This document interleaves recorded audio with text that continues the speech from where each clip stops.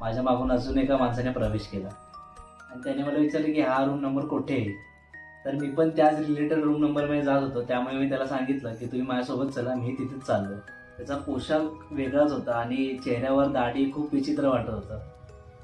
आधी लिफ्ट, नंतर तो माणूस. माझी तर तिकडेच फाटली, पण मी त्याच्याकडे दुर्लक्ष केलं. नंतर फ्लोअरवर येताच आम्ही दोघं त्या लिफ्टमधून बाहेर आलो. फ्लोअरवर येताच आम्ही दोघं रूम नंबर शोधू लागलो.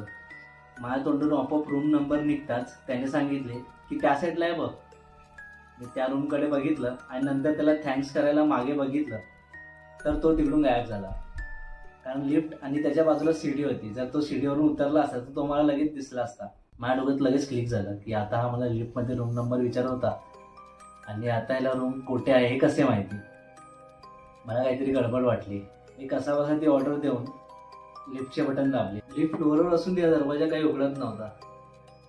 मी घाबरलो आणि लिफ्टच्या जिन्यावरून पळत